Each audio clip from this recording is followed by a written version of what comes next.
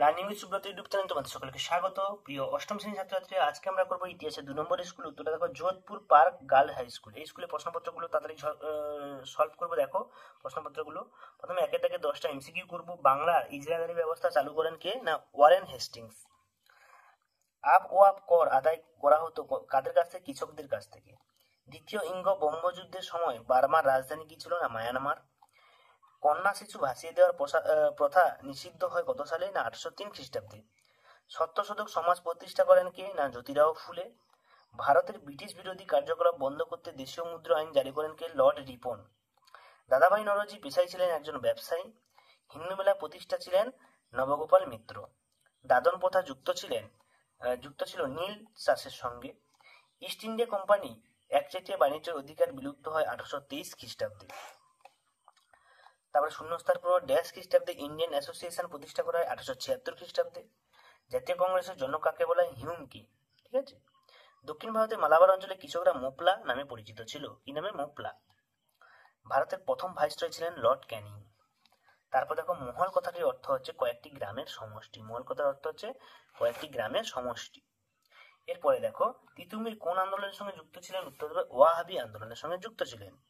সিপাহী বিদ্রোহের সময় ভারতের সম্রাট কে ছিলেন? দ্বিতীয় বাহাদুর শাহ। রেলপথের জনক কাকে বলা হয়? লর্ড ডালহৌসিকে রেলপথের জনক বলা হয়। এরপর দেখো, বড় প্রশ্নগুলো আমি পেজ নাম্বার বলে দিচ্ছি, তো তোমরা সেখান থেকে দেখবে। সূর্যাস্ত আইন পাবে রায়মার্টিন সহায়িকা 119 পেজে, নতুন সহায়িকা। ইয়ং বেঙ্গল বলা হয় 123 পেজে পাবে, 63 পেজে। জাতীয় কংগ্রেস পড়েছে 190 পেজে। দাক্ষিণাত্য হাঙ্গামা আছে 123 পেজে। চরমপন্থী 193 পেজে। কত খ্রিস্টাব্দে কার্যকরী বিধবা বিবাহ সংগঠিত হয়? এখানে দেখো 856 খ্রিস্টাব্দে বিদ্যাসাগর এবং লর্ড ডালহৌসির উদ্যোগে এই বিধবা বিবাহ আইনটা পাস হয়, তারা কিন্তু সেই সময় হতো না। টেলিগ্রাফের গুরুত্ব 128 পেজে পাবে। নীল বিদ্রোহ হচ্ছে 170 পেজে। পণ্ডিত রামাবাই শিক্ষা বিস্তার ভূমিকা 163 পেজে পাবে 163। এবং এইবারবির বিতর্ক পাবে 189 নম্বর পেজে।